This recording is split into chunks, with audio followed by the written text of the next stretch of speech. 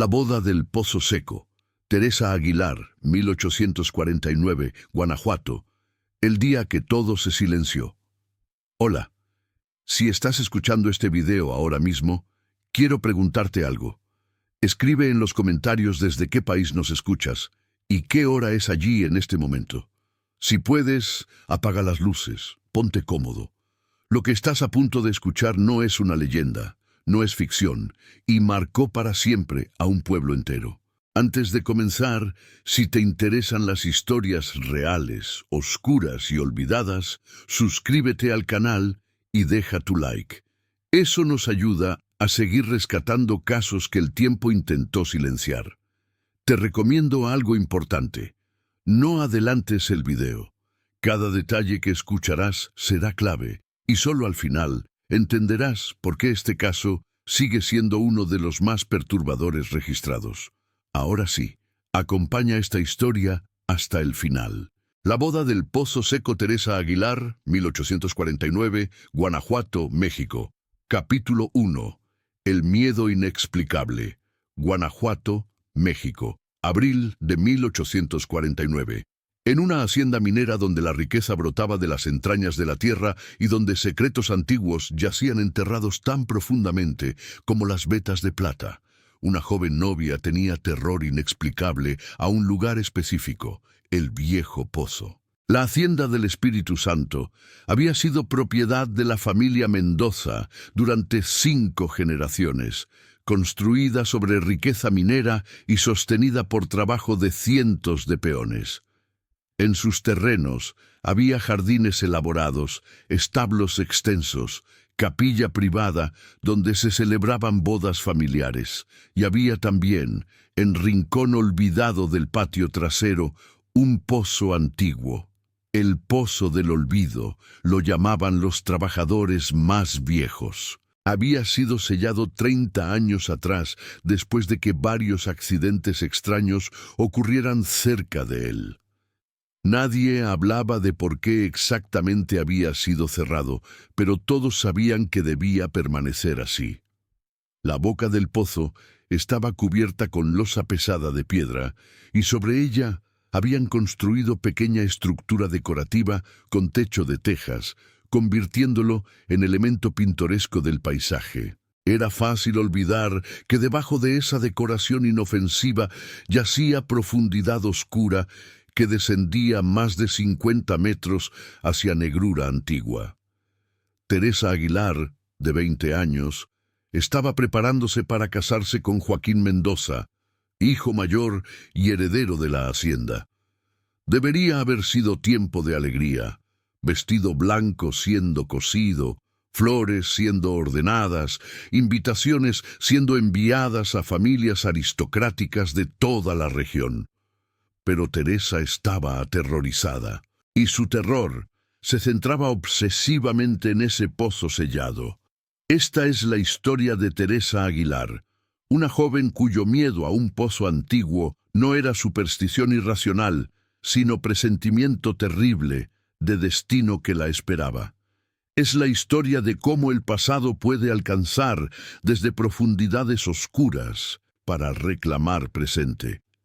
Y es la historia de una desaparición que revelaría secretos que la familia Mendoza había enterrado literal y figurativamente durante generaciones. Es historia que desafía explicación, que toca límites de lo posible y que plantea pregunta inquietante. ¿Pueden lugares mismos tener hambre? ¿Pueden reclamar lo que creen que se les debe? Para entender el terror de Teresa, debemos primero conocer su historia y cómo llegó a estar comprometida con heredero de la Hacienda del Espíritu Santo. Teresa María Aguilar y Cervantes nació en Ciudad de Guanajuato en diciembre de 1828, en familia de comerciantes prósperos. Su padre, don Esteban Aguilar, poseía varias tiendas en el centro de la ciudad que vendían productos importados a clase alta minera. No eran aristocracia terrateniente, pero eran respetables y relativamente acomodados. Teresa creció como hija única. Su madre había tenido varios embarazos fallidos después de su nacimiento y finalmente los doctores le advirtieron que no intentara tener más hijos. Como resultado, Teresa fue mimada, pero también llevaba peso de ser única heredera, única esperanza de sus padres para matrimonio ventajoso que elevaría posición social de familia.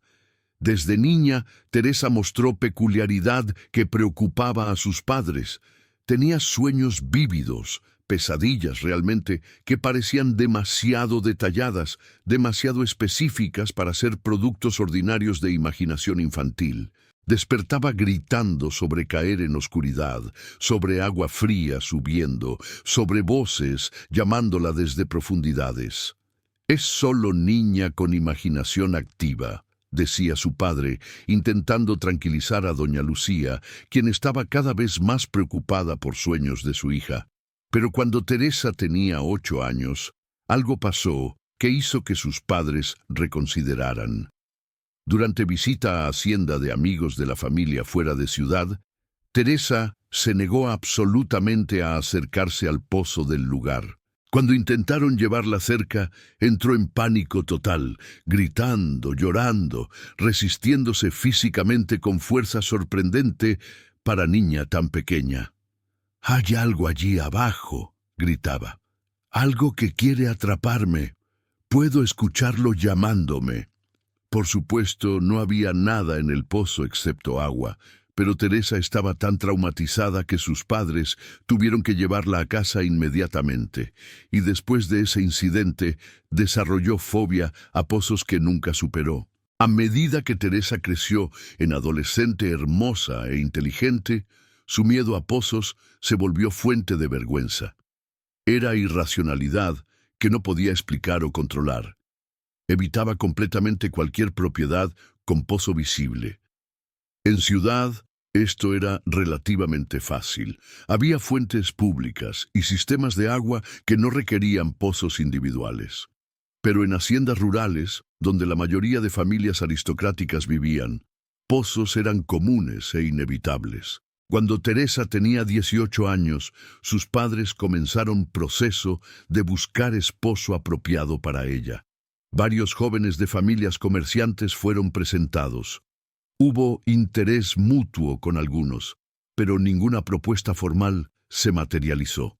Teresa era considerada hermosa, pero su fobia conocida a pozos era vista como excentricidad problemática que hacía a pretendientes vacilar. «¿Cómo puede vivir en hacienda si tiene miedo de pozo?», comentó madre de uno de pretendientes. «Es impracticable. La muchacha necesita superar ese miedo infantil». Pero Teresa no podía superarlo. Si algo, miedo se intensificaba con años.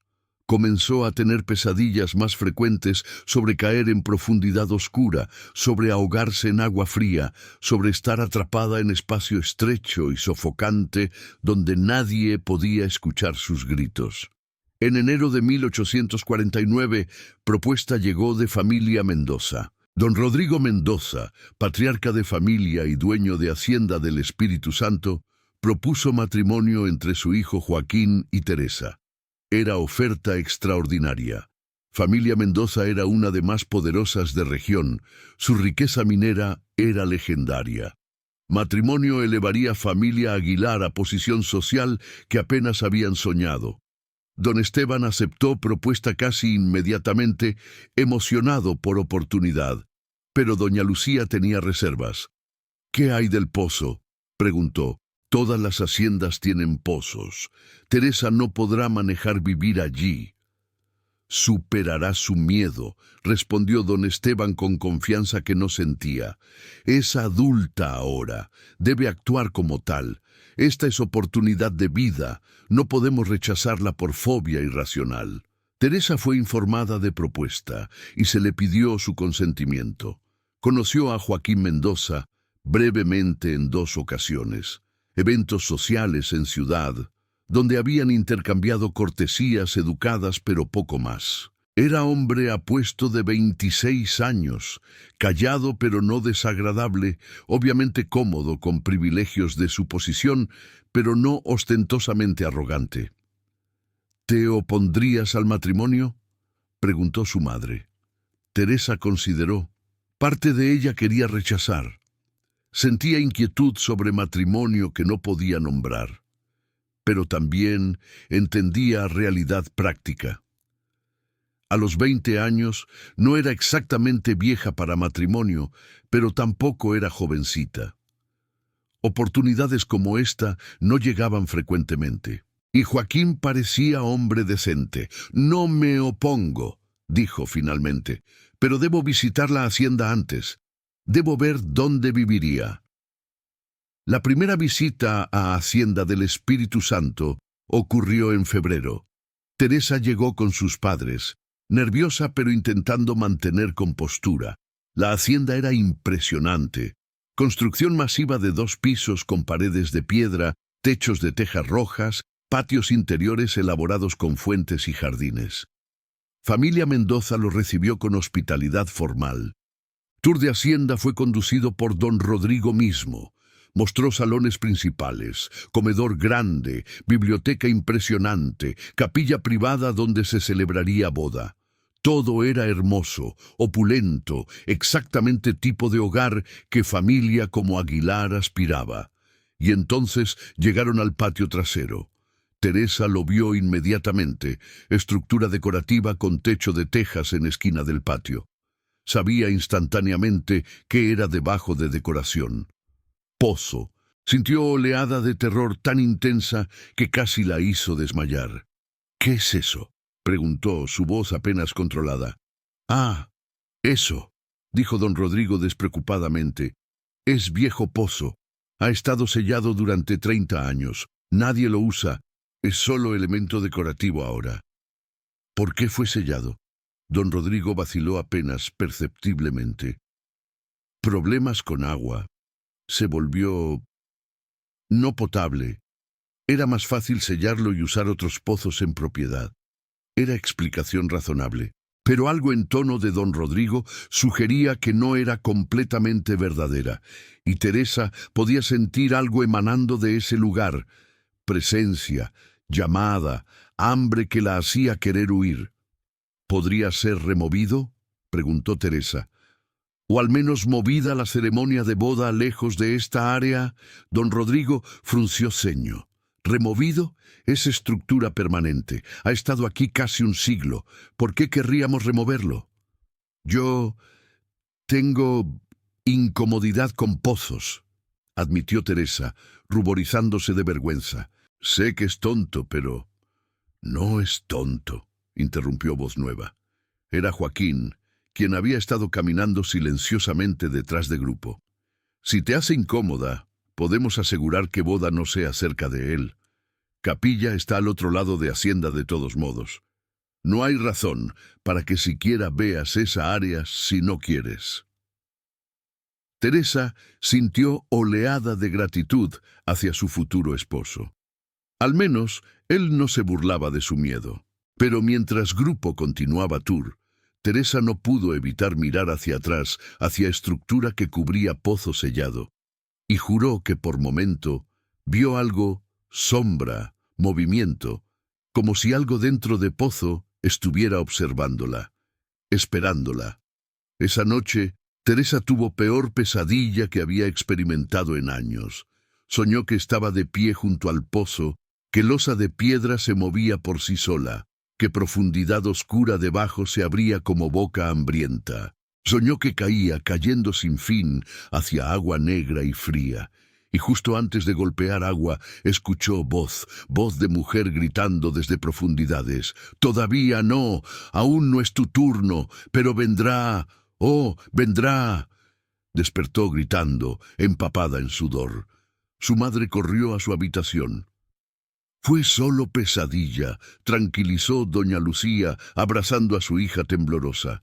«Solo sueño malo». Pero Teresa sabía que era más que eso. Era advertencia. El pozo la estaba llamando. Y de alguna manera sabía que sin importar qué precauciones tomara, sin importar cuánto intentara evitarlo, eventualmente el pozo la reclamaría. Capítulo 2. Los preparativos y las advertencias. A pesar de su terror y pesadillas, Teresa no rompió compromiso. Había presión tremenda de su familia. Este matrimonio representaba futuro de todos ellos, no solo de Teresa. Y además, Joaquín había sido amable sobre sus miedos. Quizás, razonaba Teresa, una vez casada y viviendo en Hacienda, su miedo irracional se desvanecería. Quizás era solo ansiedad prematrimonial manifestándose de manera extraña. Los preparativos de boda comenzaron en marzo. Fecha fue programada para 15 de mayo de 1849. Sería ceremonia grande. Familia Mendoza no hacía nada pequeño. Cientos de invitados de toda región de Guanajuato serían invitados. Habría misa en capilla de Hacienda, seguida de recepción elaborada con música, baile, comida que duraría hasta madrugada. Teresa visitó Hacienda varias veces más durante meses de preparación. Cada visita hacía lo posible por evitar área donde estaba Pozo Sellado. Pero era difícil. El patio trasero era ruta natural entre varias partes de Hacienda, y cada vez que pasaba cerca sentía atracción extraña, como imán jalándola. No era atracción placentera, sino compulsión inquietante que tenía que resistir activamente. Durante una de estas visitas, Teresa conoció a trabajadores más viejos de Hacienda, uno en particular, anciano llamado Don Mateo, que había trabajado en Hacienda del Espíritu Santo durante más de 40 años. Pareció querer decirle algo, pero vaciló durante días. Finalmente, una tarde cuando Teresa estaba sola en jardines, Don Mateo se acercó. «Disculpe, señorita», dijo en voz baja, mirando alrededor para asegurar que nadie más estuviera cerca. «Sé que no es mi lugar hablar, pero debo advertirle sobre el pozo». Teresa sintió escalofrío. «¿Qué hay con él? No es pozo normal. Nunca lo fue. Hay razón por la que fue sellado hace 30 años. Razón que familia Mendoza no cuenta a forasteros». «¿Qué razón?». Don Mateo vaciló. Luego habló rápidamente como si temiera perder coraje. «Hace 30 años hubo otra boda aquí. Hijo anterior de don Rodrigo, hermano mayor de Joaquín actual. Se llamaba Ernesto. Se iba a casar con joven llamada Magdalena. Boda hermosa, igual como planean para usted. Pero noche antes de boda, Magdalena desapareció. Buscaron por todas partes. Y luego, 3 días después, encontraron su cuerpo, en el pozo. Había caído adentro, o eso dijeron. ¿Qué quiere decir? Algunos de nosotros que vimos cuerpo cuando lo sacaron, no parecía que solo hubiera caído. Parecía que había sido arrastrada, marcas en sus brazos como si hubiera sido agarrada, y su expresión, nunca he visto terror así en rostro humano, como si hubiera visto algo horrible allá abajo en oscuridad antes de morir. Teresa sentía que no podía respirar. ¿Y Ernesto? Se volvió loco de pena. Murió 6 meses después. Algunos dicen que fue enfermedad, otros dicen que fue corazón roto, pero yo vi cómo cambió después de muerte de Magdalena. Solía pararse junto a Pozo durante horas, mirando hacia losa de piedra que habían usado para sellarlo, como si escuchara algo, como si ella todavía estuviera llamándolo desde abajo. ¿Por qué me cuenta esto? Don Mateo la miró con ojos llenos de preocupación genuina. Porque he visto cómo mira ese pozo, señorita. Con miedo, sí, pero también con algo más. Reconocimiento, como si supiera que tiene conexión con él. Y tengo miedo de que historia se repita. Familia Mendoza necesita boda. Necesitan heredero. Pero ese pozo también necesita algo. Y no creo que haya terminado de tomar. Teresa quería desestimar historia de don Mateo como superstición de anciano, pero resonaba con sus propios miedos demasiado perfectamente. Esa noche investigó discretamente sobre Ernesto Mendoza y Magdalena. Encontró registros de boda que fue cancelada en 1819. Encontró acta de defunción de Magdalena, fechada 3 días después de fecha de boda planeada. causa de muerte listada como ahogamiento accidental. Y encontró tumba de Ernesto en cementerio familiar de Hacienda, muerto apenas 6 meses después, a edad de 28 años. Teresa fue a Joaquín con lo que había descubierto. ¿Por qué no me dijiste sobre tu hermano? Sobre lo que pasó en su boda. Joaquín palideció. Ernesto murió antes de que yo naciera. Es historia familiar que no hablamos. ¿Cómo te enteraste? Uno de trabajadores me contó, Joaquín. ¿Es verdad? ¿Magdalena realmente murió en el pozo? Joaquín asintió lentamente. Sí, fue tragedia terrible. Por eso padre selló el pozo. No quería que volviera a pasar. ¿Pero qué si no fue accidente? ¿Qué si hay algo mal con ese pozo? Teresa, dijo Joaquín tomando sus manos, fue hace 30 años. Fue accidente terrible en noche oscura. Magdalena debió perderse, acercarse demasiado al borde, caer. Es todo. No hay nada sobrenatural sobre ello. Entonces, ¿por qué tengo pesadillas sobre ese lugar? ¿Por qué siento que me está llamando? Joaquín no tenía respuesta para eso, pero prometió que tomaría precauciones extra. El pozo sería cubierto no solo con losa de piedra, sino con tabla de madera encima durante ceremonia de boda. Guardias serían colocados cerca para asegurar que nadie se acercara accidentalmente. La recepción sería en lado completamente opuesto de Hacienda. Estarás segura, prometió Joaquín. No dejaré que nada malo te pase. Pero Teresa notó que no dijo, no hay nada que pueda hacerte daño. Dijo, no dejaré que nada malo te pase, como si él también, en algún nivel, creyera que había amenaza real. Solo confiaba en su habilidad de protegerla contra ella. A medida que fecha de boda se acercaba, pesadillas de Teresa empeoraron. Cada noche soñaba con el pozo.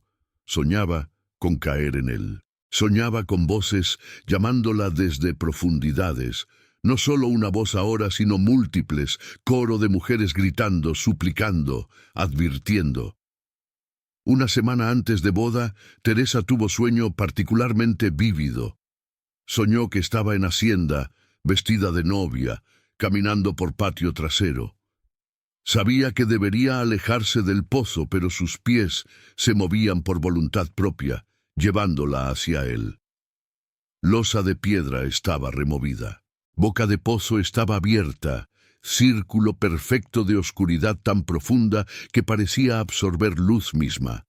Se inclinó para mirar hacia abajo, y vio rostros mirando hacia arriba desde profundidad, rostros de mujeres, pálidos y distorsionados, flotando en agua negra. Contó 6 rostros, y todos se parecían a ella. Despertó con certeza terrible. No era primera mujer de familia que había sido atraída a ese pozo. Había otras, y de alguna manera, todas eran ella, o ella era todas ellas. Tiempo cerca del pozo no funcionaba normalmente. Pasado, presente y futuro se mezclaban en profundidades oscuras. Teresa fue a su madre con decisión de cancelar boda. «No puedo hacerlo», dijo. «Algo terrible va a pasar. Lo sé». Pero doña Lucía, aunque preocupada, no podía permitir tal cosa. Todo está arreglado, invitaciones enviadas, depósitos pagados. Si cancelas ahora, humillación sería inmensa. Ninguna familia respetable consideraría matrimonio contigo después. Y familia Mendoza, no toman bien insultos. Podría arruinar negocio de tu padre. Entonces, ¿mi vida vale menos que reputación y negocios?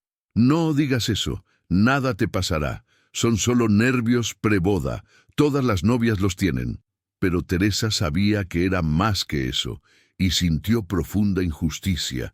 Su vida, su seguridad, su intuición sobre peligro, todo siendo sacrificado en altar de expectativas sociales y ambición familiar. En noche del 14 de mayo, víspera de su boda, Teresa no pudo dormir. Escribió cartas, una para su madre, una para Joaquín, una para autoridades locales. En ellas documentaba sus miedos, Historia de Magdalena que había descubierto, sus pesadillas. Escribió: si algo me pasa, busquen en el pozo. Respondan preguntas que familia Mendoza no quiere enfrentar. Selló cartas y las escondió bajo su colchón.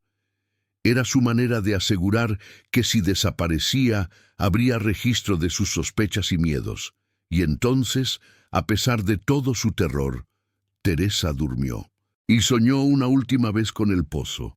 Esta vez, sueño era diferente. Estaba parada junto a boca abierta del pozo, y voz hablaba desde profundidades. Voz que sonaba como suya propia, pero más vieja, cansada, resonando con eco de desesperación de décadas. Ya vienes, decía voz, siempre has estado viniendo, cada versión de ti, cada vida. El pozo nos tiene a todas, y ahora te tendrá a ti también. Bienvenida al olvido, Teresa. Hemos estado esperando tanto tiempo. Capítulo 3. El día de la boda. La mañana del 15 de mayo de 1849 amaneció clara y hermosa. Era día perfecto para boda. Cielo azul sin nubes, temperatura agradable, brisa suave que mecía flores en jardines. Si no fuera por terror que roía interior de Teresa, habría sido día que cualquier novia soñaría. Teresa fue despertada temprano por su madre y dos damas de compañía que habían sido contratadas para ayudarla a prepararse. Proceso de vestirse para boda en 1849 era elaborado. Múltiples capas de ropa interior, corsé que tenía que ser ajustado perfectamente, enaguas y finalmente vestido de novia mismo. El vestido era obra maestra de tela blanca importada de Francia, bordado con hilo de plata, mangas largas con encaje delicado. El velo era particularmente espectacular, 3 metros de tul fino bordado con pequeñas flores de seda, sujeto a peineta de carey adornada con perlas. Mientras era vestida, Teresa estaba callada, casi en trance. Damas de compañía atribuyeron su silencio a nervios normales de novia. Pero doña Lucía, quien conocía a su hija mejor, veía algo más en ojos de Teresa: resignación, como de persona caminando hacia ejecución inevitable. «Teresa», susurró su madre cuando estuvieron solas por momento, «todavía podemos detener esto, si realmente sientes que algo está mal». Teresa negó con cabeza lentamente. «Es demasiado tarde, ya está en movimiento. Solo puedo esperar que esté equivocada, que todo sea solo mi imaginación enferma». A las 10 de la mañana, caravana de carruajes llevó a Teresa y su familia desde su casa en Ciudad de Guanajuato hacia Hacienda del Espíritu Santo. Viaje tomó 2 horas por caminos sinuosos de montaña. Con cada kilómetro más cerca de Hacienda, Teresa sentía peso en pecho aumentar, como si atmósfera misma se volviera más densa, más opresiva. Cuando llegaron a Hacienda, fueron recibidos por familia Mendoza con toda formalidad apropiada. Joaquín se veía apuesto con traje negro formal, rostro mostrando mezcla de nerviosismo y orgullo. Cuando vio a Teresa en vestido de novia, sonrió con genuina admiración. «Eres hermosa», le dijo en voz baja, cuando tuvieron momento privado antes de ceremonia. Teresa intentó sonreír de vuelta, pero no pudo. «Joaquín, por favor, dime que has asegurado el área del pozo, que nadie puede acercarse». «Te lo prometo.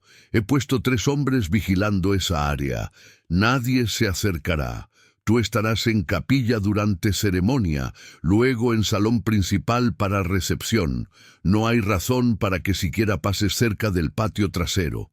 Teresa asintió, pero no se sintió tranquilizada, porque sabía en sus huesos que protecciones humanas no serían suficientes contra lo que acechaba en ese pozo.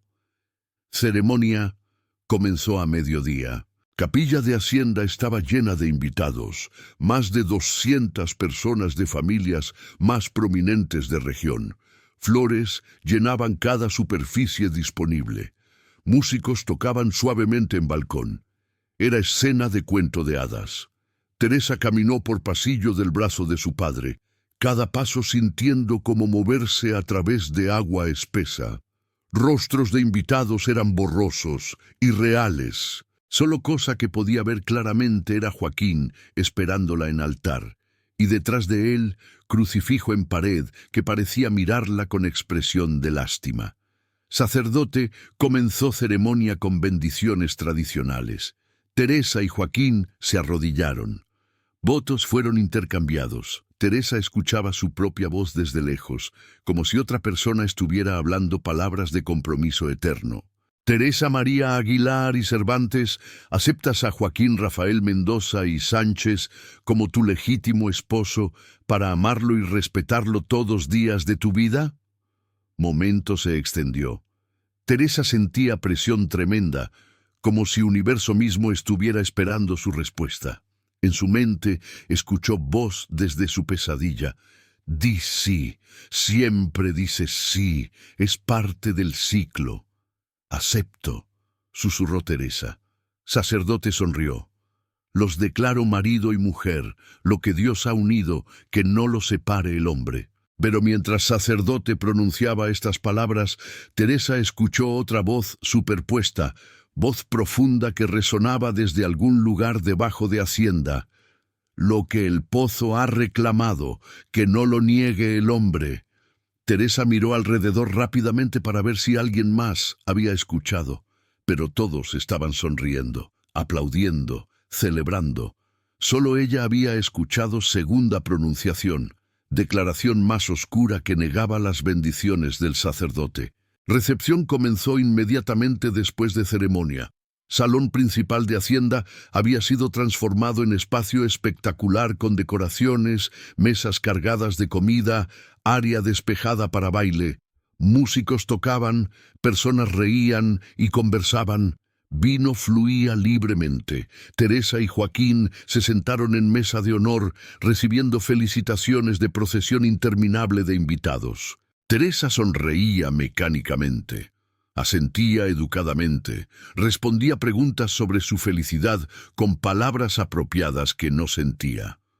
Todo el tiempo, parte de su atención estaba enfocada en dirección de patio trasero, donde sabía que el pozo esperaba. Alrededor de las 3 de la tarde, cuando recepción estaba en pleno apogeo, Teresa sintió llamada. No era sonido audible, sino compulsión que tiraba de ella como cuerda invisible atada a su pecho.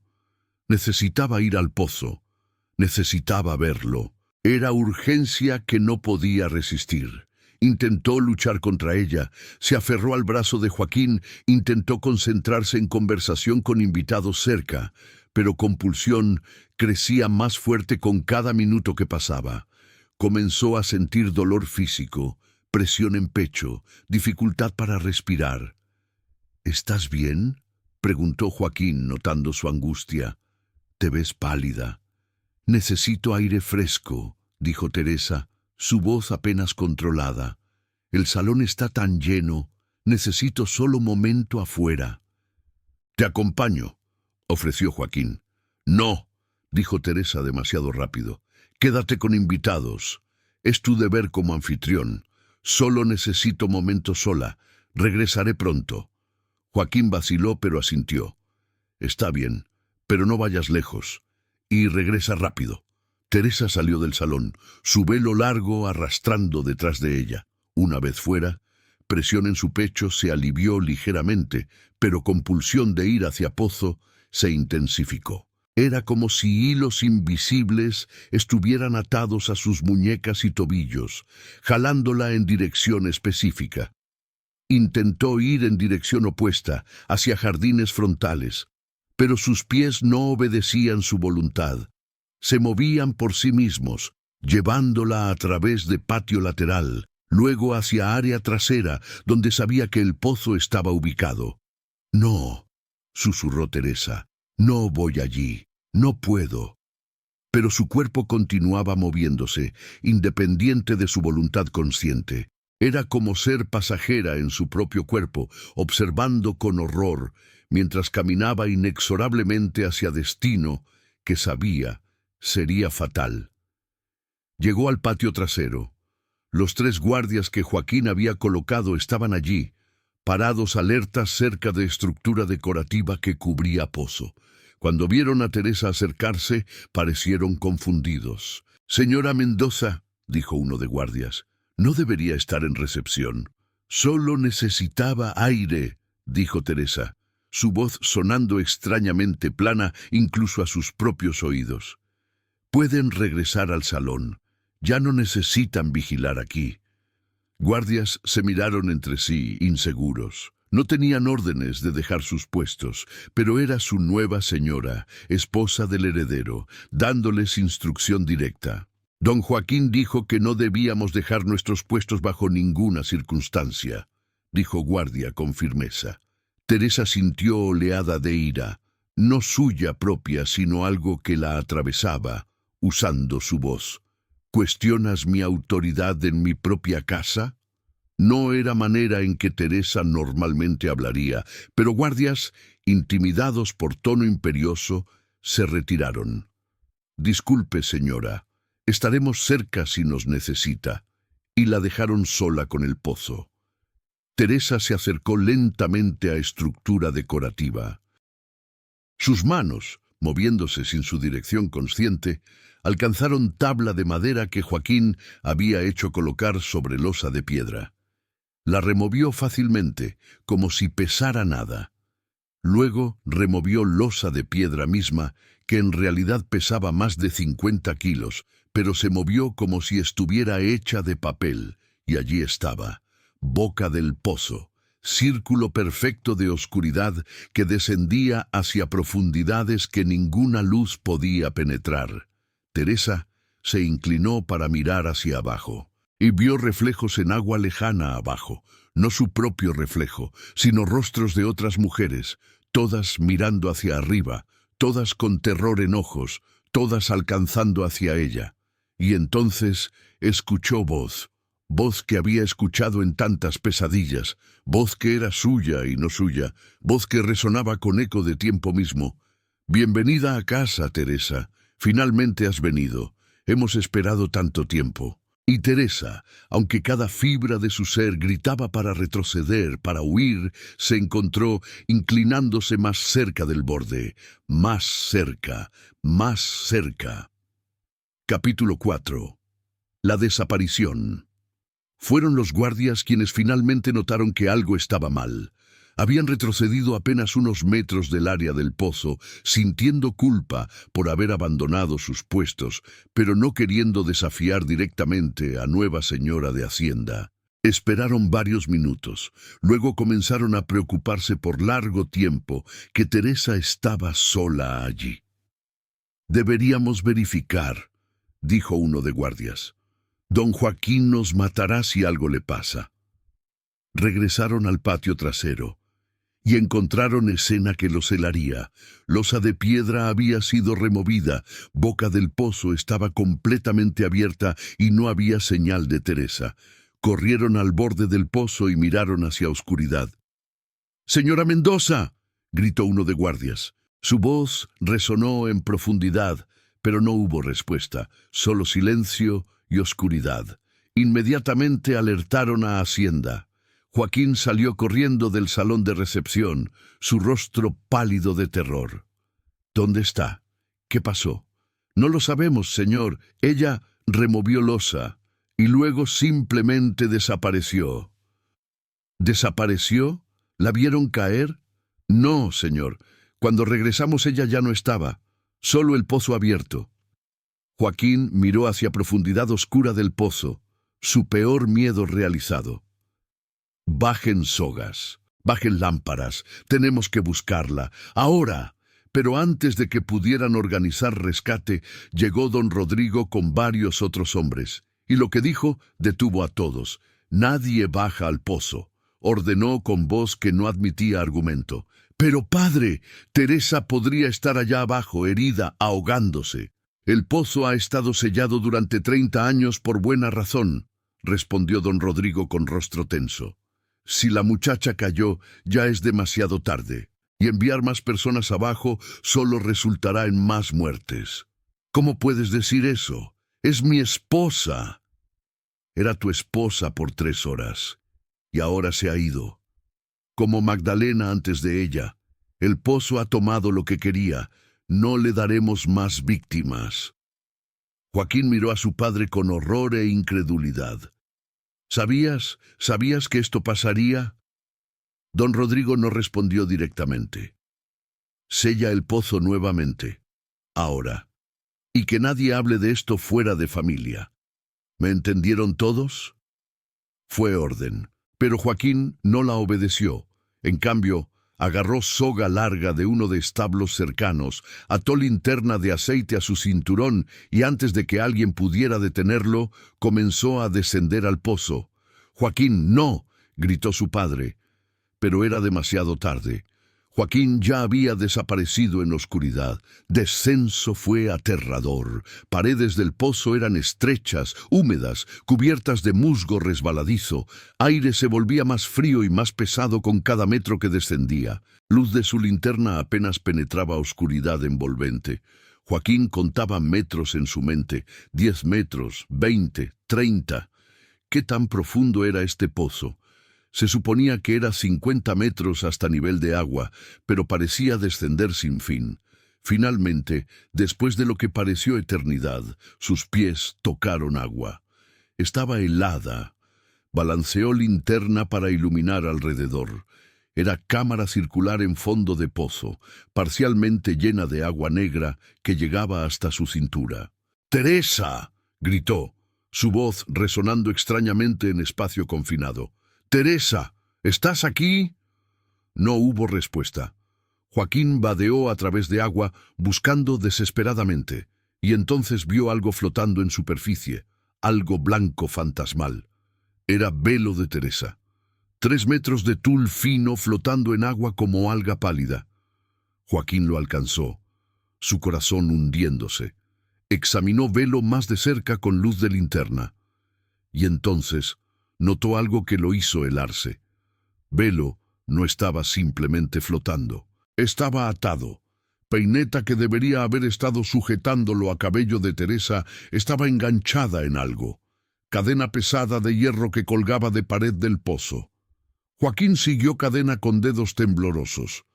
Subía pared varios metros, luego desaparecía en grieta en piedra.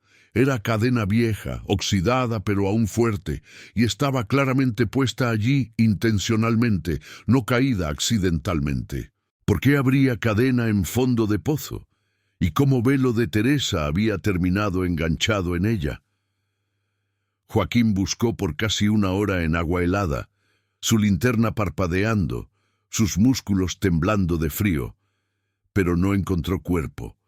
No encontró ninguna señal de Teresa excepto ese velo atrapado en cadena misteriosa.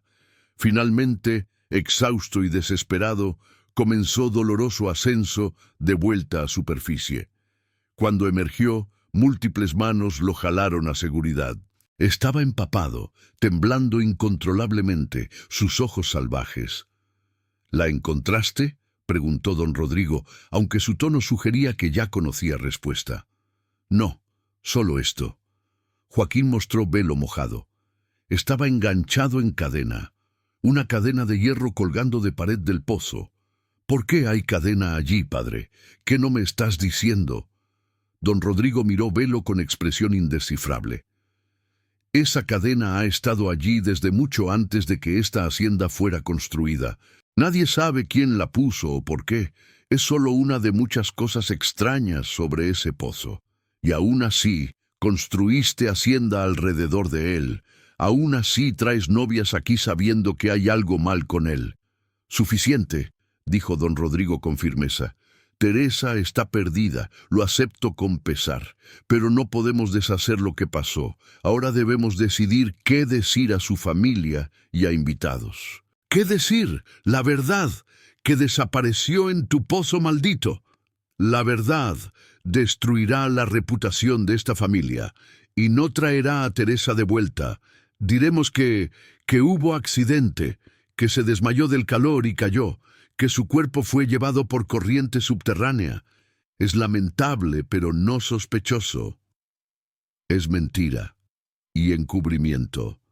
Es supervivencia», respondió don Rodrigo fríamente. Aprenderás diferencia con tiempo.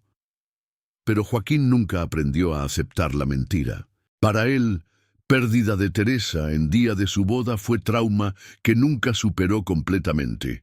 Se negó a casarse nuevamente, se negó a darle heredero a su padre, pasó resto de su vida relativamente corta, murió a edad de 42 de enfermedad pulmonar, obsesionado con misterio del pozo y destino de su esposa desaparecida. Y el velo de Teresa, esa pieza de tul fino con flores de seda bordadas, fue guardado en baúl en habitación de Joaquín. Nunca permitió que fuera lavado o removido de su presencia. Era único objeto físico que le quedaba de mujer que había sido su esposa por apenas 3 horas. Capítulo 5. La investigación obstaculizada. Padres de Teresa, don Esteban y doña Lucía, llegaron a Hacienda tan pronto como fueron informados de la tragedia. Encontraron caos contenido. Invitados siendo discretamente escoltados fuera, sirvientes susurrando en esquinas, Joaquín en estado de shock siendo atendido por médico familiar.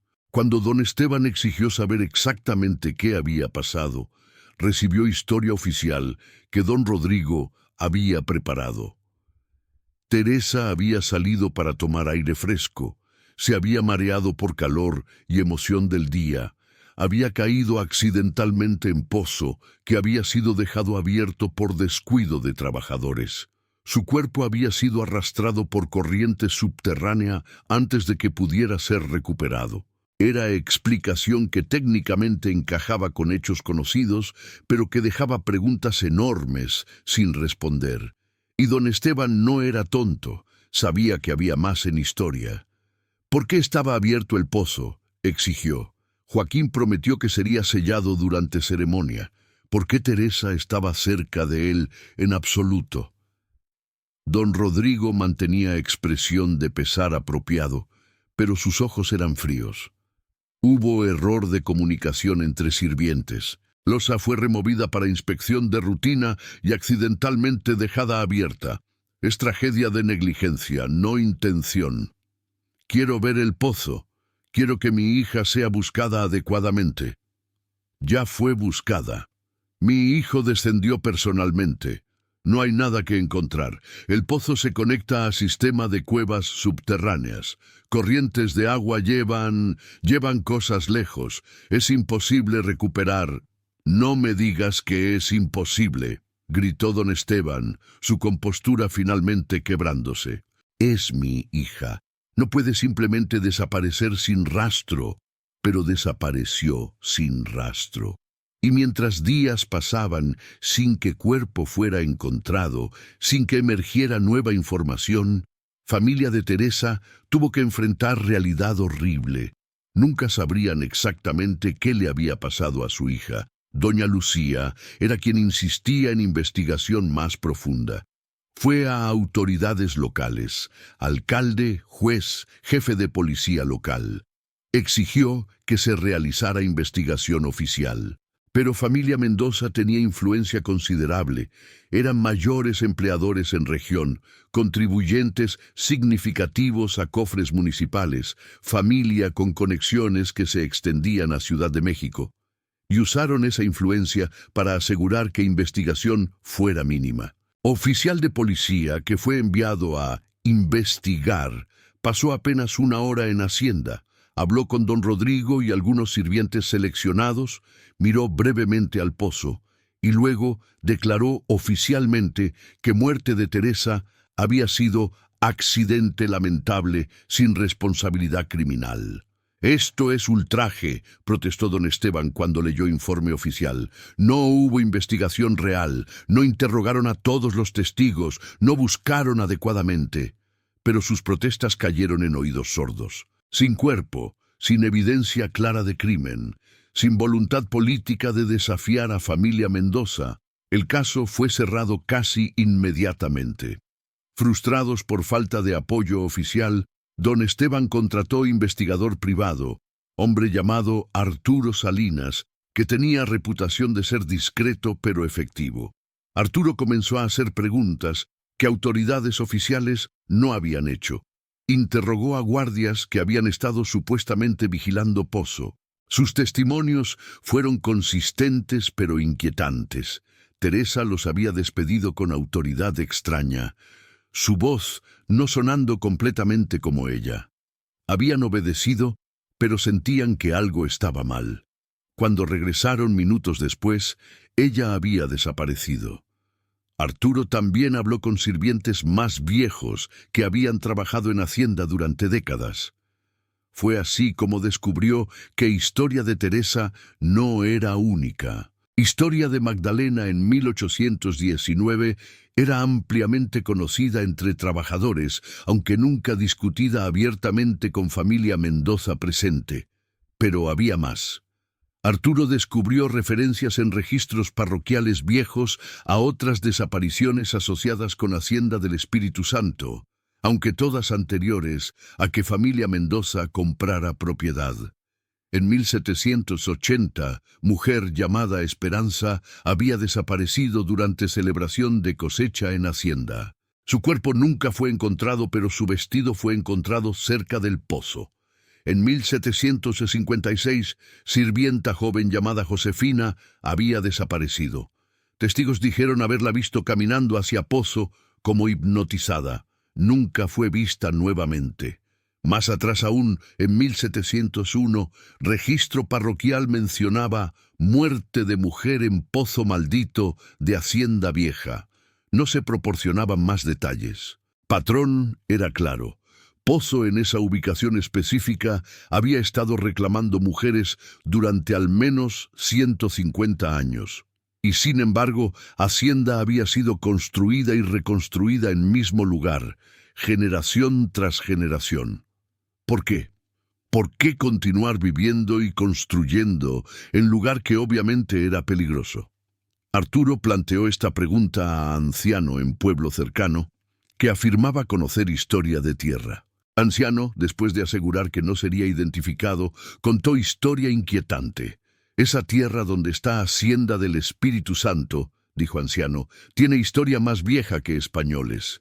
Era lugar sagrado o maldito, dependiendo de perspectiva, para pueblos indígenas que vivieron aquí antes de conquista. Creían que era entrada a inframundo, lugar donde vivos y muertos se encontraban. Construyeron altar allí, trajeron ofrendas. Pero según leyenda, algo salió mal. Sacerdotisa fue arrojada al pozo como sacrificio, pero antes de morir maldijo lugar. Dijo que se vengaría atrayendo a otras mujeres a su tumba acuosa, una tras otra, por toda eternidad. ¿Y cree esta historia? Anciano se encogió de hombros. Creo que ese pozo ha estado matando a mujeres durante siglos. Si es maldición antigua o simplemente lugar peligroso, resultado es mismo. Arturo compartió sus hallazgos con don Esteban y doña Lucía. Era información fascinante, pero no proporcionaba cierre que buscaban. No les decía exactamente qué le había pasado a Teresa. No les daba cuerpo que enterrar. No les daba justicia. Don Esteban intentó última táctica. Demandó a familia Mendoza por muerte negligente de su hija. Era movimiento desesperado.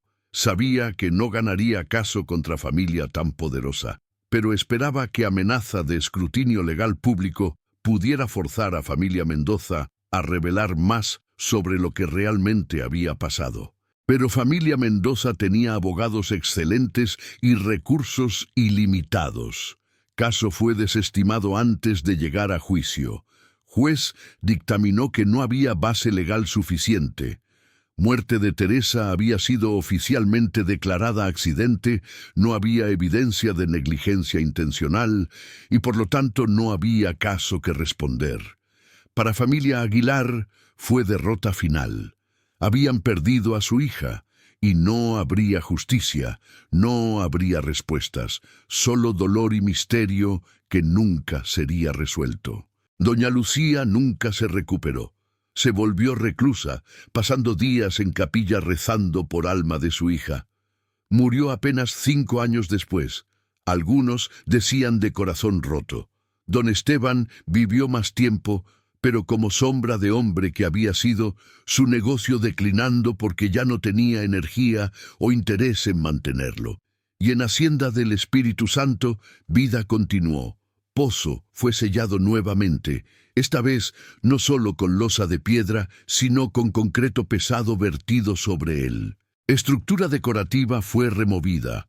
Fue como si familia Mendoza estuviera intentando eliminar todo rastro del lugar maldito. Pero algunos dijeron que por las noches, si uno escuchaba cuidadosamente cerca de donde el pozo había estado, podía escuchar sonidos, susurros, lamentos, llamadas de mujeres atrapadas en profundidades. Y ocasionalmente, sirvientes reportaban ver figura de novia en vestido blanco, deambulando por jardines traseros, como buscando algo que había perdido. Capítulo 6. El secreto de las cadenas. Joaquín nunca pudo dejar ir el misterio de lo que le había pasado a Teresa. Lo que había recuperado del pozo lo obsesionaba. Lo estudiaba constantemente, buscando pistas que pudieran explicar la desaparición de su esposa.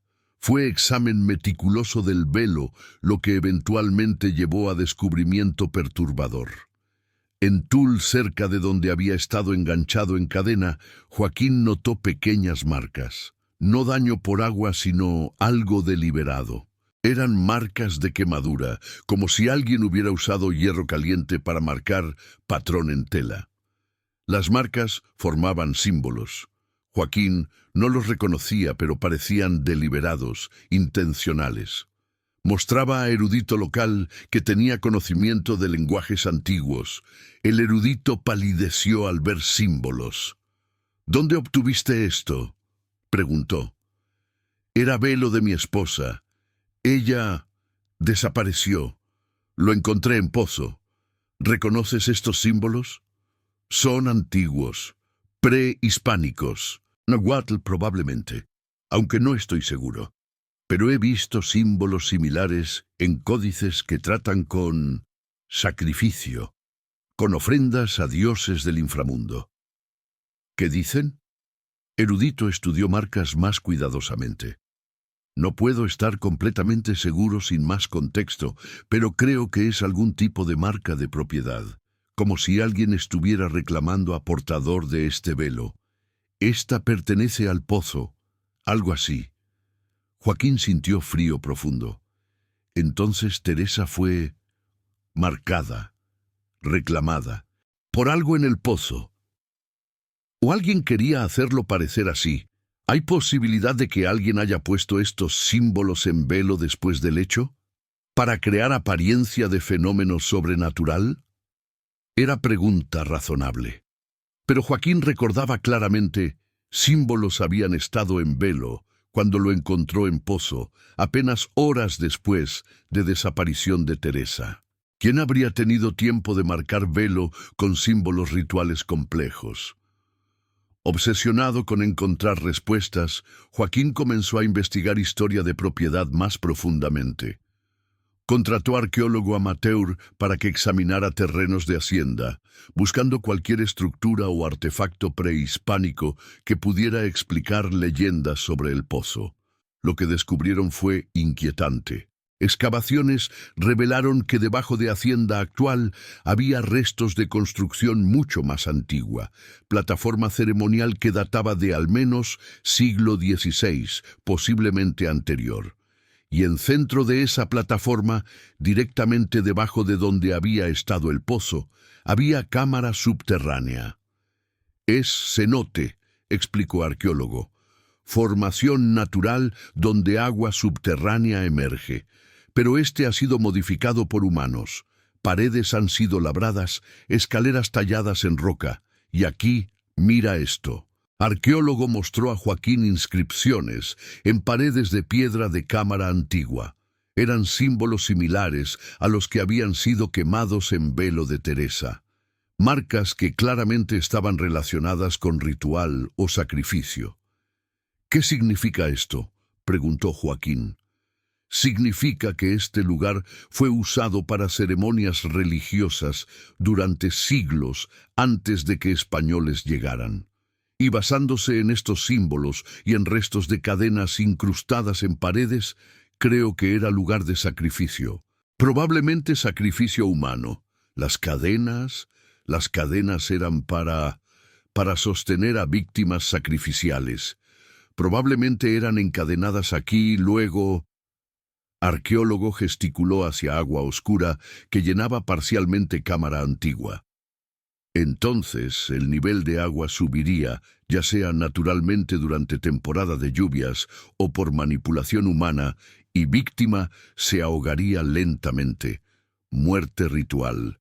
Ofrenda a dioses del agua o del inframundo. Joaquín sintió náuseas. ¿Y la hacienda fue construida directamente sobre este lugar de sacrificio? Parece que sí, es común realmente. Españoles frecuentemente construían iglesias o haciendas sobre sitios religiosos indígenas. Era manera de cristianizar tierra, de demostrar que nueva religión había triunfado sobre vieja. Pero ¿qué si la vieja religión nunca realmente fue derrotada? ¿Qué si algo de práctica antigua continuó? ¿Qué si el pozo sigue reclamando víctimas? Arqueólogo miró a Joaquín con mezcla de escepticismo y curiosidad. ¿Estás sugiriendo que hay algún tipo de maldición activa? ¿Que tu esposa fue sacrificada a algún dios antiguo? No sé qué estoy sugiriendo, solo sé que mujeres siguen desapareciendo en este lugar y parece estar conectado a algo mucho más antiguo que mi familia o esta hacienda. Joaquín compartió sus descubrimientos con su padre, esperando que don Rodrigo finalmente le dijera toda verdad sobre propiedad y su historia maldita. Pero la respuesta de su padre fue inesperada. Ya sabía sobre cámara antigua, admitió don Rodrigo. Mis padres me lo dijeron cuando heredé propiedad, y sus padres les dijeron a ellos. Es secreto familiar que hemos guardado durante generaciones. Y nunca pensaron en advertir a nadie, en cerrar ese lugar apropiadamente, en traer sacerdote para bendecir o exorcizar lo que sea que esté allí. Lo intentamos, dijo don Rodrigo con voz cansada. Mi abuelo trajo 3 sacerdotes diferentes para realizar exorcismo en 1790. Todos se negaron a descender al pozo después de examinar lugar. Dijeron que lo que estaba allí era más viejo que cristiandad, más poderoso que sus bendiciones podían contrarrestar. Uno de sacerdotes murió de enfermedad misteriosa días después de visitar Hacienda. Los otros 2 se negaron a volver a hablar sobre ello. ¿Entonces simplemente se rindieron? ¿Decidieron vivir con maldición? Decidieron que mientras pozo permaneciera sellado, mientras nadie lo abriera o se acercara, estarían relativamente seguros. Y durante muchos años eso fue verdad. Mi familia vivió aquí durante décadas sin incidentes. Pero entonces Magdalena desapareció. Y ahora Teresa. ¿Qué cambió? ¿Por qué el pozo de repente se volvió activo nuevamente? Don Rodrigo negó con cabeza.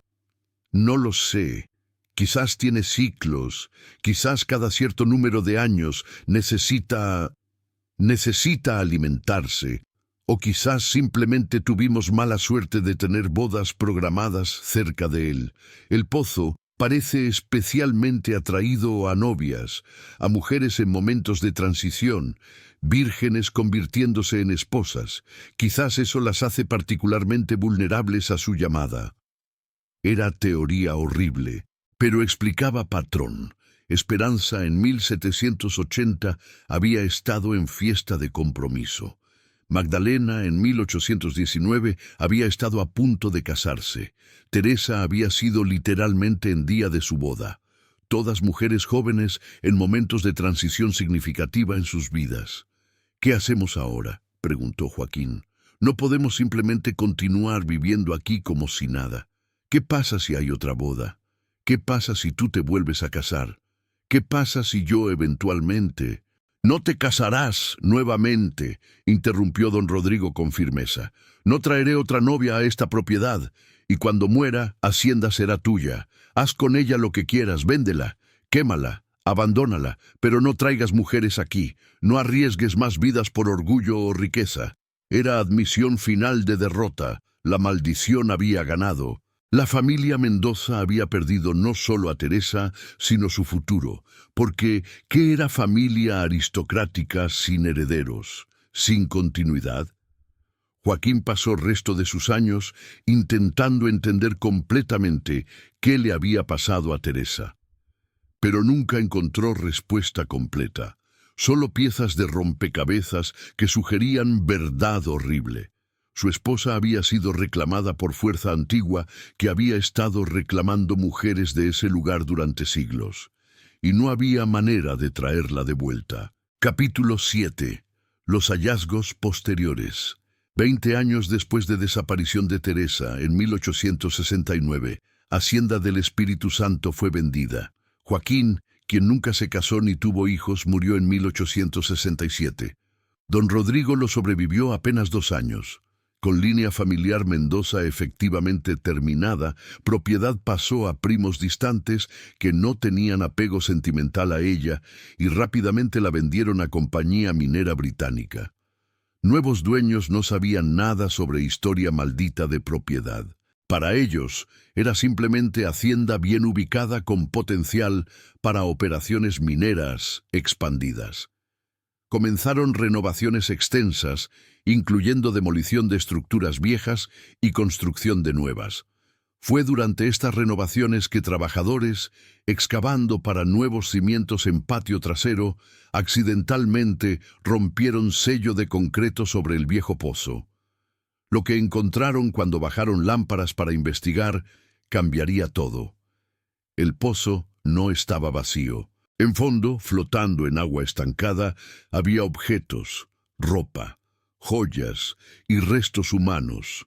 Autoridades fueron llamadas. Equipo de recuperación descendió al pozo con equipo apropiado. Lo que sacaron durante siguiente semana fue catálogo macabro de desapariciones de más de un siglo. 6 esqueletos fueron recuperados, todos femeninos, basándose en estructura ósea. Todos mostraban señales de haber sido sujetados por cadenas, marcas de desgaste en huesos de muñecas y tobillos. Y todos tenían objetos asociados que ayudaron a identificar quiénes habían sido. El primer esqueleto tenía restos de vestido de boda de estilo de 1840. Análisis de joyería encontrada con cuerpo identificó a víctima como Teresa Aguilar. Después de 20 años, finalmente había sido encontrada. Segundo esqueleto tenía vestido similar, estilo de 1810. Casi ciertamente era Magdalena, primera esposa de Ernesto Mendoza. Otros 4 esqueletos eran más viejos, algunos demasiado deteriorados para identificación definitiva. Pero basándose en objetos encontrados con ellos y en registros históricos, investigadores pudieron hacer conexiones probables con otras desapariciones conocidas: Esperanza de 1780, Josefina de 1756, y 2 mujeres más cuyos nombres se habían perdido en tiempo. Pero lo más perturbador de todo era la manera en que habían muerto. Ninguno de esqueletos mostraba fracturas consistentes con caída. En cambio, todos estaban posicionados de maneras que sugerían habían estado de pie o flotando en agua cuando murieron. Y todos tenían marcas de cadenas en huesos.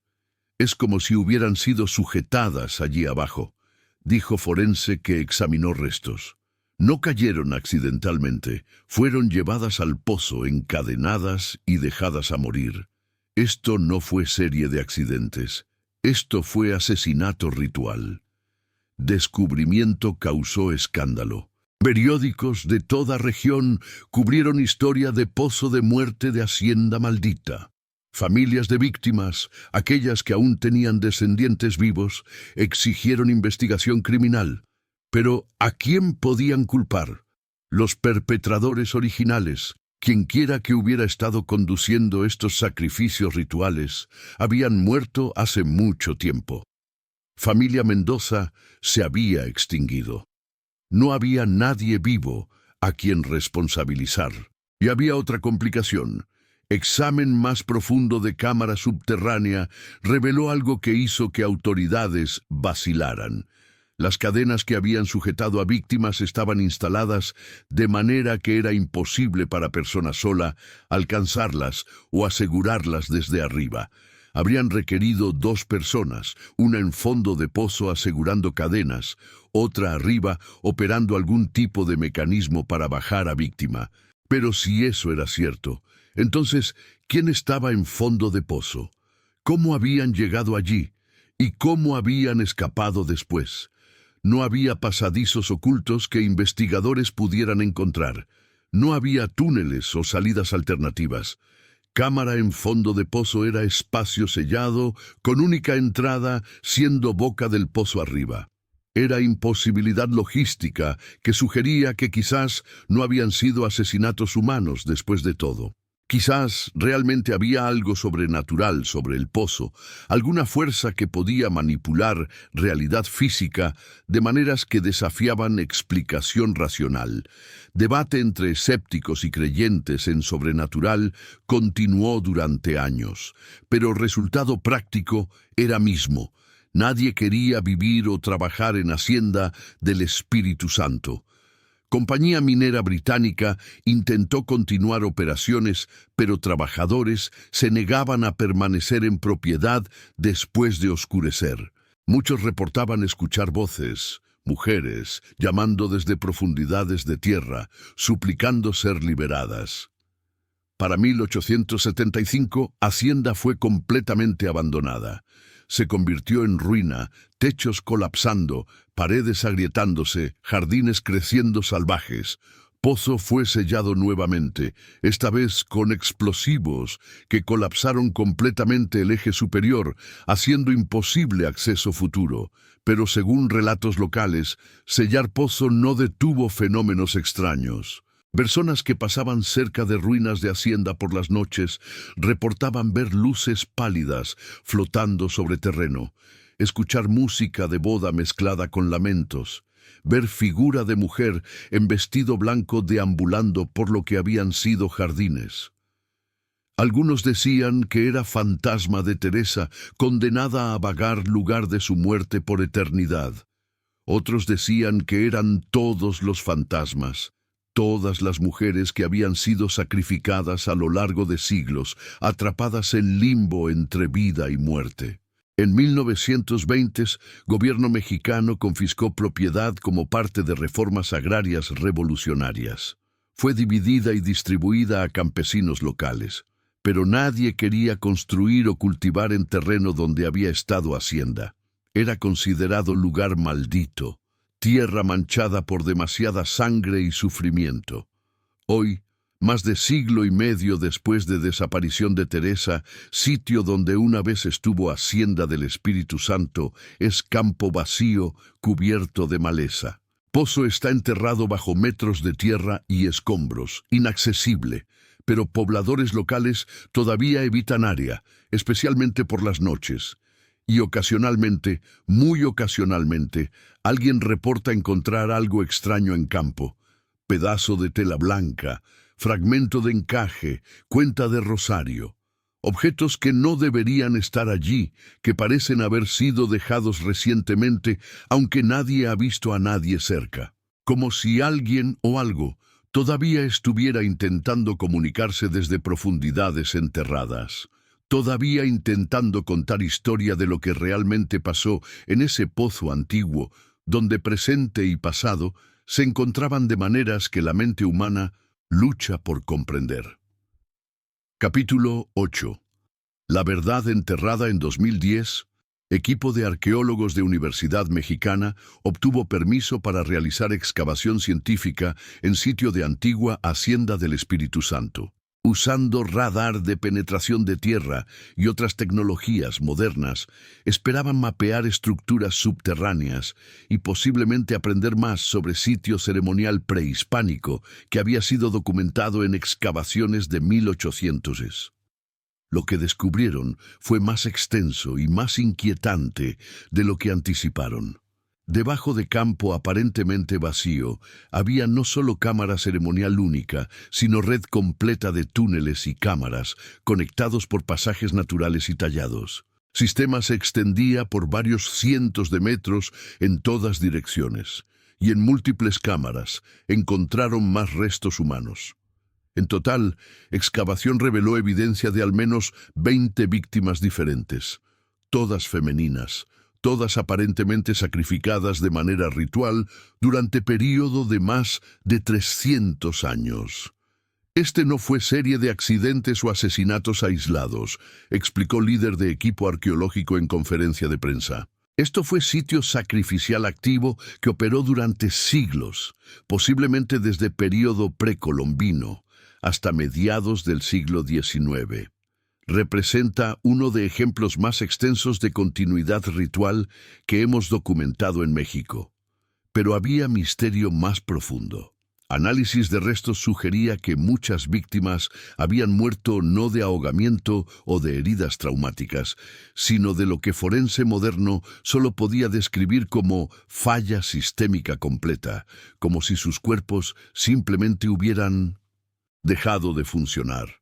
Corazones dejaron de latir, pulmones dejaron de respirar, cerebros dejaron de funcionar, todo al mismo tiempo, sin causa física discernible. Es como si hubieran sido apagadas, dijo forense, claramente inquieto por sus propios hallazgos. No puedo explicar cómo o por qué, pero múltiples víctimas muestran mismo patrón. No es consistente con ningún método conocido de ejecución o asesinato. Equipo también descubrió inscripciones en paredes de cámaras, algunas en náhuatl antiguo, otras en español temprano, algunas en mezcla de ambos lenguajes. Cuando fueron traducidas, revelaron algo que hizo que incluso investigadores más escépticos reconsideraran sus asunciones sobre naturaleza de sitio. Las inscripciones describían no sacrificios a dioses, sino un pacto, acuerdo entre humanos y lo que textos llamaban el habitante del pozo. Según inscripciones, el habitante era entidad antigua que había vivido en sistema de cuevas desde mucho antes de que humanos llegaran a región. No era Dios exactamente, sino algo más: fuerza, presencia, inteligencia no humana. El pacto era simple. Humanos podían vivir en superficie, cultivar tierra, extraer minerales, construir sus comunidades. Pero periódicamente, textos no especificaban exactamente cuán frecuentemente, el habitante requería ofrenda. Mujer en momento de transición, novia idealmente, alguien en umbral entre etapas de vida. Esta alma sería consumida y a cambio el habitante permitiría que tierra permaneciera fértil, que minas produjeran, que comunidad prosperara. Era pacto faustiano que aparentemente había sido honrado, voluntaria o involuntariamente durante siglos. Y evidencia sugería que había funcionado. Registros históricos mostraban que mientras familia Mendoza habitó Hacienda y periódicamente alimentaba al pozo, sus minas fueron extraordinariamente productivas. Cuando dejaron de hacerlo, cuando Joaquín se negó a casarse nuevamente después de muerte de Teresa, fortuna familiar declinó rápidamente. Pero había también texto final, más reciente que otros, grabado en pared de una de cámaras en español que parecía ser de mediados del siglo XIX. Yo, Joaquín Mendoza, registro esto para que verdad sea conocida. Mi amada Teresa no cayó en este pozo. Fue llamada, tomada, sacrificada a fuerza que no entiendo y no puedo combatir. He intentado sellar pozo, bendecirlo, destruirlo. Nada funciona. El habitante permanece, y algún día temo que llamará nuevamente. A quien lea esto, eviten este lugar. Nunca traigan mujer joven aquí. Nunca celebren bodas o transiciones cerca de agua profunda, porque el habitante espera, siempre espera, y su hambre nunca es saciada por mucho tiempo. Descubrimiento de inscripción de Joaquín. claramente grabada años después de muerte de Teresa, probablemente durante una de sus muchos descensos obsesivos al pozo buscando respuestas, proporcionó cierto cierre a historia. Confirmaba que él había sabido al final que muerte de su esposa no había sido accidente, sino sacrificio. Excavación de 2010. También encontró objeto final que proporcionó validación física de relatos históricos. Velo.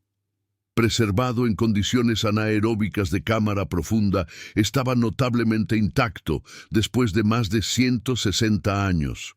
Era tul fino con flores de seda bordadas, exactamente como descripciones del velo de boda de Teresa, y tenía símbolos quemados en él, mismos símbolos que Joaquín había documentado ver, símbolos que traducían aproximadamente como propiedad del pozo o reclamada por profundidad. Velo fue preservado y ahora está en exhibición en Museo Regional en Guanajuato, con placa explicando su historia trágica. Turistas lo miran, algunos escépticos, algunos inquietos, todos fascinados por historia de novia que desapareció en su día de boda. Pero lo que turistas no saben, lo que solo arqueólogos y algunos investigadores saben, es que cuando Velo fue removido de cámara donde había estado durante más de siglo, algo más pasó. Miembros de equipo que estaban trabajando en excavaciones anoche reportaron escuchar sonidos, voces de mujeres, algunas cantando, algunas llorando, algunas riendo. Sonidos parecían emanar de más profundo en sistema de cuevas, de secciones que equipo aún no había explorado. Y uno de trabajadores, joven arqueóloga llamada María, reportó experiencia extraña. Mientras estaba sola en una de cámaras documentando hallazgos, sintió presencia detrás de ella. Se volteó, pero no había nadie allí. Y luego escuchó voz de mujer, susurrando directamente en su oído. «Gracias por encontrarme.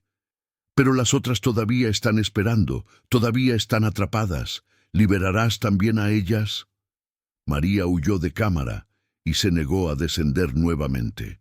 Explicó su experiencia al líder de equipo, quien la atribuyó a fatiga y atmósfera inquietante de trabajo en sitio tan macabro. Pero María estaba convencida de que había escuchado a Teresa, o al menos algo que había sido Teresa antes de que el habitante la consumiera. Excavación fue completada en 2011. Todas las entradas al sistema de cuevas fueron selladas con concreto moderno. Sitio fue marcado con placa histórica explicando su significado, pero advirtiendo a visitantes que no intenten excavar o entrar en cámaras selladas. Y oficialmente, historia terminó allí. Los muertos fueron identificados, sus familias notificadas. Aquellas que aún tenían descendientes vivos, restos fueron enterrados apropiadamente con ceremonias completas. Tierra fue bendecida por sacerdotes católicos y por chamán indígena en reconocimiento de doble herencia cultural de sitio. Pero pobladores locales dicen que historia no terminó realmente.